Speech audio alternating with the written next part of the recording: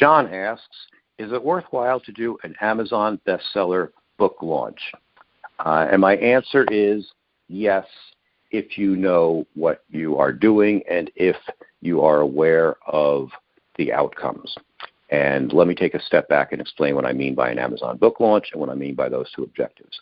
Number one, an Amazon book launch is one of those tactics that a lot of people use, and basically it means that when your book is coming out on a certain day, you enlist the help of all of your friends to send out emails to all of their friends to ask them to buy the book. And this helps get your book off to a good start because suddenly your people are buying 40 or 50 or 100 copies of your book on that one day. Amazon sits up and takes notice and says, hey, 50 people bought a copy of The History of Postage Stamps today. This must be a hot book. And what that does is it puts that book into the hot new category that Amazon displays to people.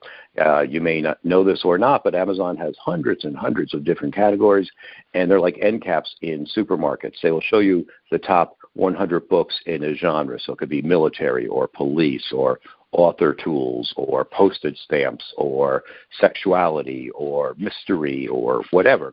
And they'll show you what books are selling in the top 100. They'll also show you the hot new releases in that category. So if you do an Amazon campaign, chances are you will wake up the algorithms in Amazon, and they will say, aha, here's a hot new book because 50 or 25 or 100 people bought this book in a very short period of time. So that's cool. So that's why you want to do the campaign. But here's something that most people don't realize about Amazon launch campaigns and bestseller campaigns. They all have interchangeable names. And that is that Amazon knows exactly what you're doing. They know that you're trying to game the system.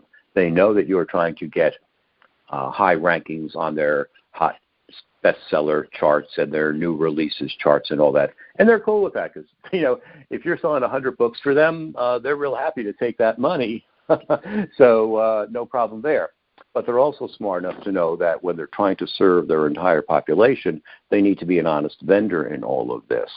So they want to make sure that the hot books that they are promoting really are hot. So what they've done, and most people don't realize, is that they are happy to make the sales on the one day, as I said before, but for the long-term rankings, they don't care about the one day. They care about a 30-day moving average. So if you sell 50 books on day one and you sell no books on day 2, 3, 4, 5, 6, 7, 8, 9, and up until 30, they're going to say, this book isn't so hot after all, and they'll drop it. So a better strategy would be to roll out your launch program. So you have 15 books the first day and 10 books the second day and 7 books the third day. And granted, if you could put a 0 or 2 zeros after those numbers, more power to you.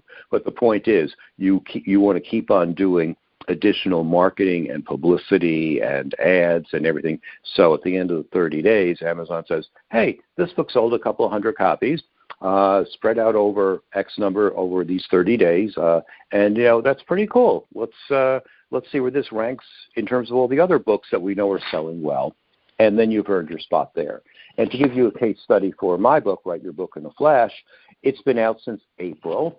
It is selling reasonably well. I don't want to share numbers with you because I am contractually bound not to. But let's just say I'm not getting rich off of this. I can't retire. But at the same time, my book is easily number 3, 4, 5, 6, or 7 in 3 different categories on Amazon, on real categories like authorship and writing and research and, real competitive categories. And on certain days, my book is selling more than, say, the MLA Style book or the Chicago Manual of Style or Elements of Style. Your books have been around for 50 or 100 years, true best sellers that have withstood the test of time. And I certainly hope that my book withstands the test of time as well. But it is not selling hundreds of copies a day, but it's selling enough. So every day someone is buying my book or a couple of copies of my book, and that rolling average just keeps my book high on those bestseller charts where other people will see it, and that's really the key here. You want the visibility of being seen on Amazon, and that's what the Amazon bestseller programs can do for you if you do it right.